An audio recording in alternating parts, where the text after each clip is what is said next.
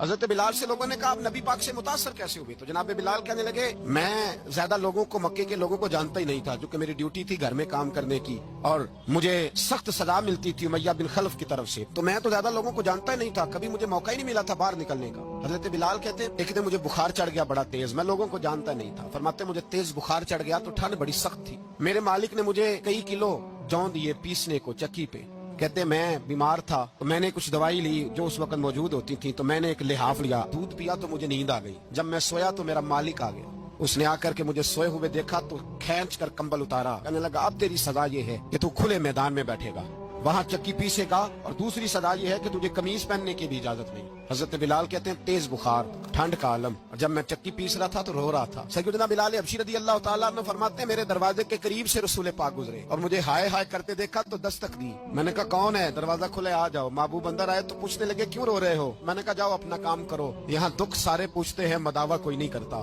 کہتے ہیں میں نے سخت جملے کہے معاذ اللہ، حضور چلے گئے، جب حضور جا رہے تھے تو میں کہہ رہا تھا بس جا رہے ہو نا، میں نے پہلے ہی کہا تھا جاؤ۔ کہتے ہیں قربان جاؤں، تھوڑی دیر گزری تو اللہ کے رسول کے ہاتھ میں گرم دودھ کا پیالہ تھا، کھجوریں تھی، حضور تشریف لائے، کریم رسول نے مجھے کھجوریں دی، دودھ پلایا اور کہا چل جا کمبل میں بیٹھ جا، تو میں نے کہا چکی کون پیسے گا، وہ تو بڑا مارے گا۔ مصطفیٰ کریم نے فرمایا تو بیٹھ رضائی میں اور آج تیرے حصے کی چکی میں پیسوں گا۔ کہتے ہیں ساری رات حضور چکی پیستے رہے، سویرے میں اٹھا اور میرے حبیب پاک نے مجھے وہ سارا کچھ دیا اور خود چلے گئے، اگلی رات پھر آئی تو حضور پھر آ گئے، مجھے پھر رضائی میں لٹایا، دودھ پلایا اور ساری رات چکی پیسی۔ کہتے ہیں بس تیسرے دن حضور چکی پیس کے جانے لگے تو میں نے قدم تھام لیے، میں نے کہا بیبا دنیا ساری جھوٹ بولتی ہے، جو غلاموں کے حصے کا کام کرے وہ اللہ